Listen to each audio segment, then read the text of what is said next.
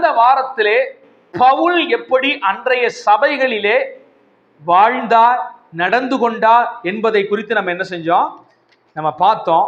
பலவிதமான இடுக்கமான சூழ்நிலையிலும் கூட அவர் எப்படி அந்த சபைக்கு உண்மையுள்ளவராயிருந்தார், எப்படி எந்த ஒரு சத்தியத்தையும் மறைக்காமல் போதித்தார்.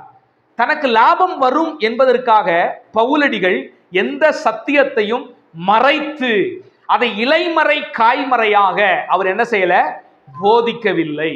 அப்போஸ்தலர்கள் ஒவ்வொருவருமே அப்படிதான் ஸ்ட்ராங்கா போதிச்சாங்க. இந்த விஷயத்தை மக்களுக்கு சொன்னா தனக்கு வரவேண்டிய வருவாய் போய்விடும் என்பதற்காக எந்த அப்போஸ்தலர்களும் உண்மையான தேவனுடைய ஊழியர்களும் அதை மறைத்து சொல்லாமல் இருந்தது இல்லை. வெளிப்படையாக அவர்கள் அன்னைக்கு என்ன செஞ்சாங்க, சத்தியத்தை சொன்னார்கள். ஆனா இன்னைக்கு இருக்கிற அநேக போதகர்கள் சில சத்தியங்களை மக்களுக்கு சொல்லாமல் அதை மறைத்து வைக்கிறார்கள். ஏன் அப்படின்னா தங்களுக்கான வரும்படி என்ன செய்யறோம், போய்விடும் என்பதற்காக இன்னைக்கு நிறைய விஷயங்களை மறைக்கிறாங்க.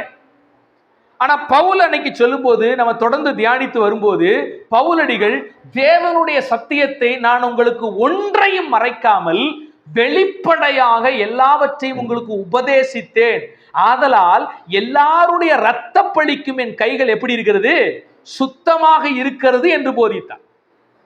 அப்ப நான் போன வாரத்தில் உங்களுக்கு ஒரு சத்தியம் சொன்னேன். சத்தியத்தை நாம் மறைத்து வைக்கும் போது இரத்த பழிக்கு உரியவர்களாக ஒரு போதகன் மாற முடியும் என்பதை சொன்னேன். பவுலடிகள் அந்த விஷயத்திலே சுத்தம் உள்ளவராயிருந்தார். எல்லா சத்தியத்தையும் வெளிப்படையாக ஓப்பனாக அவர் என்ன செய்தார், போதித்து எந்த இரத்த பழியும் கையிலே ஒட்டாதபடி காத்து கொண்டார். எந்த ஒரு தவறான பரமும் அவர் கைக்கு வரவில்லை என்பதை நான் உங்களுக்கு சொன்னேன். அவர் 3 வருட காலமாய் கண்ணீரோடு கூட என்ன செய்யறாரு, அந்த ஜனங்களுக்கு புத்தி சொல்லுகிறார். என்ன புத்தி சொல்லுகிறார், இப்பொழுதும் சகோதரரே நீங்கள் பக்தி விருத்தி அடையவும் பரிசுத்தமாக்கப்பட்ட அனைவருக்குள்ளும் உங்களுக்கு சுதந்திரத்தை கொடுக்கவும் வல்லவராயிருக்கிற தேவனுக்கும் அவருடைய கிருபையுள்ள வசனத்திற்கும் உங்களை என்ன செய்யுங்க, வசனத்துக்கு உங்களை ஒப்பு கொடுங்கள், உங்க வாழ்க்கையை ஒப்பு கொடுங்க அப்படிங்கிறத ஸ்ட்ராங்கா பவுல் போதித்த விதத்தை உங்களுக்கு நான் சொன்னேன்.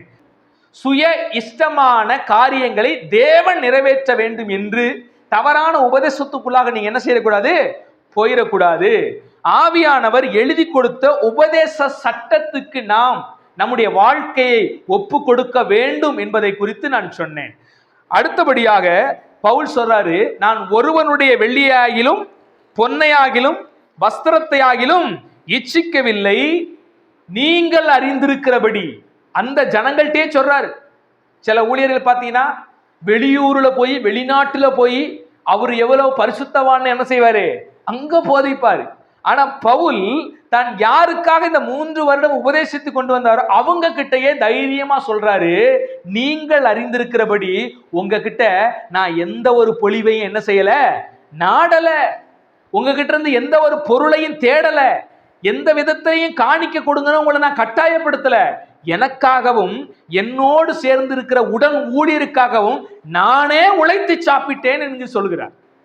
பவுலடிகளை என்ன செய்யறாரு, உழைச்சு சாப்பிட்டு கர்த்தர் இயேசு சொன்ன வார்த்தைக்கு தன்னை அர்ப்பணித்ததாக என்ன செய்கிறார், பவுல் பேசுகிறார். அப்ப நான் சொன்னேன், நீங்க சுவிசேஷ புத்தகத்துல ஆண்டவர் இப்படி பேசின வார்த்தை என்ன இல்ல. ஆனா இயேசு நிறைய விஷயங்களை பேசினார்.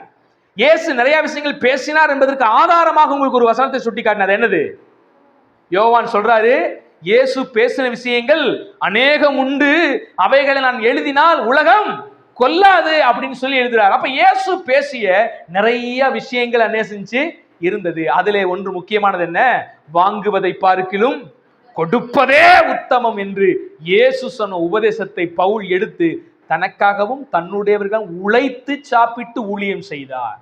பவுல் என்ன செய்தார், உழைத்து சாப்பிட்டு.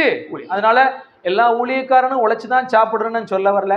அவங்களுக்கு நிறைய ஊழிய பாரங்கள் இருக்கிற பட்சத்துல முழு நேர பணியாக என்ன செய்யலாம், சொல்லலாம். ஆனா ஒரு ஊழியக்காரன் தனக்கு இருக்கிற மக்களுடைய நிலைமையை அறிந்து என்ன செய்யணும், செயல்பட வேண்டும். கஷ்டப்படுற மக்களிடத்துல அந்த கஷ்டத்துல உருவணும்னு நினைக்க கூடாது. அவங்க விரும்பி தருவதை வாங்கலாமே ஒழிய உருவரை காண்டி திட்டம் போடக்கூடாது. அதுல பவுல் நமக்கு ஒரு ஊழியர்களுக்கு ஒரு முன் உதாரணமாக என்ன செய்தார் இருந்தார். அந்த பட்டணம் கஷ்டத்தின் மத்தியில் இருக்கிற பட்டணம் இருக்கிறபடினால அந்த மக்கள் செலவில்லாமல் அவர்கள் மத்தியிலே தேவராஜ்யத்தை ஸ்தாபிக்க பவுல் விரும்பி அவரே உழைத்து சாப்பிட்டார். தனக்காக மாத்திரமல்ல, தன்னுடையவர்களுக்காகவும் சேர்த்து உழைத்து என்ன செஞ்சார் அவரு அந்த ஊழியத்தை கட்டினார் என்பதாக நான் கடந்த வாரத்திலே உங்களுக்கு சொன்னேன். அப்ப இதில் எல்லாவற்றிலும் நாம் எந்தெந்த சமயங்களிலே எப்படியாக வாழ வேண்டும், ஊழியருக்கு மாத்திரமல்ல விசுவாச பிள்ளைகளுடைய வாழ்க்கையிலும் தேவன் உங்களை வைத்திருக்கிற நிலைமையின் அடிப்படையிலே தேவனுக்கு எப்படி கீழ்ப்படிந்து வாழ வேண்டும் என்பதை நீங்க என்ன செய்யணும், புரிஞ்சுக்கணும். அதனால பவுல் சொல்றாரு, நான் வாழ்ந்திருக்கவும் எனக்கு தெரியும், குறைவா இருக்கிறதுல எப்படி வாழணும்னு எனக்கு தெரியும், நிறைவுல எப்படி வாழணும். இன்னைக்கு இருக்கிற விசுவாசிகளுக்கெல்லாம் இந்த போதனை தெரியல. எப்பவுமே நிறைவா இருக்கணும்னு நினைக்கிறாங்க. எப்பவுமே நிறைவா பேசுற பாஸ்டர் தான் விரும்புறாங்க. இயேசுநாதரே அவர் கடவுள்னு இவங்க நம்பணும்னா எப்பவுமே இயேசுநாதர் நிறைவா தரணும், அவர் தான் சாமின்னு நினைக்கிறாங்க. ஒருத்தர் சொல்றாரு, கடவுள் எல்லாம் வியாதியை கொடுக்கவே மாட்டார் பிரதர். அப்படி சொல்றது தப்பு பிரதர். அப்ப பைபிள்ல ஏன் பிரதர் பல இடங்கள்ல ஆண்டவர் வியாதியை அனுமதித்தார்னு இருக்குதே பிரதர், அதுக்கு என்ன பிரதர் சொல்றீங்க? விடைய காணும்.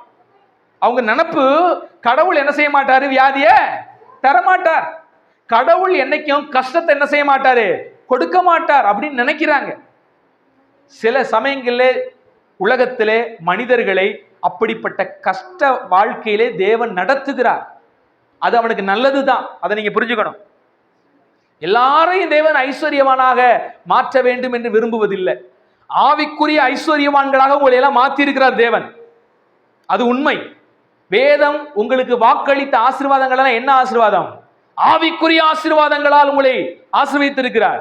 ஆனா உலகத்துல உங்க முன்னேற்றம் எதன் அடிப்படையில வரும்னு கேட்டீங்கன்னா, நீங்க உழைக்கிறதின் அடிப்படையில தான் வரும். நீங்க உழைக்கிறதின் அடிப்படையில தான் வரும். அதுதான் ஆசீர்வாதம் கடவுள் இந்த உலகத்துல கொடுக்கிறது. திடீர்னு வானத்திலும் தங்கத்தை போட்டு உங்களுக்கு கோடீஸ்வரனாக என்ன செய்ய மாட்டாரு, மாற்ற மாட்டார்.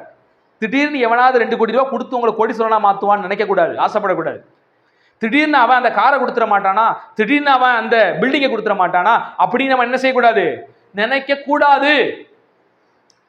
பழைய ஏற்பாட்டிலே இஸ்ரவேல் மக்களை மட்டும்தான் தன்னுடைய ஜனங்களாக வைத்து தேவன் நடத்தினால அவங்களுக்கு கட்டாத வீட்டையும் நடாத திராட்சை தோட்டத்தை என்ன செஞ்சாரு, மற்ற ஜனங்களை துரத்தி விட்டுட்டு கொடுத்தாரு.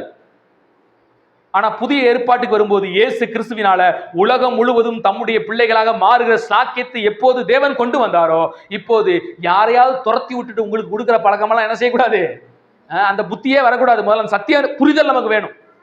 இன்னைக்கு எல்லா நாடுகளிலும் கர்த்தர் அழைக்கிறார். அவங்க எல்லாரையும் தேவன் நேசிக்கிறார். எல்லாரும் ரட்சிப்படைய, எல்லாரும் தேவ ராஜ்யத்தை அடைய, எல்லாரும் தேவனுடைய பிள்ளைகளாய் மாறும்படியான அழைப்பை ஆண்டவர் என்ன செய்யறாரு, கொடுக்கிறார். அதனால இப்ப பழைய ஏற்பாட்டில் அந்த மைண்ட் என்ன செஞ்சிடக்கூடாது, எவனாவது கட்டி வச்சிருப்பான் நமக்கு ஓசியா கிடைக்கும், எவனாவது வாங்கி வச்சிருப்பான் நமக்கு ஓசியா கிடைக்கும் அப்படின்னு நினைக்க கூடாது. நீங்க நிறைய பாஸ்டர் இப்படி பழைய ஏற்பாட்டினுடைய அந்த பிம்பத்தை எடுத்து என்ன செய்யறது, பயன்படுத்துறது. அதனால பவுல் இப்படி போதிக்கிறார், நீங்க உங்க கைகளினால் நலமான வேலை செய்து என்ன செய்யணுமா, நீங்க பிழைப்பு நடத்தணும்.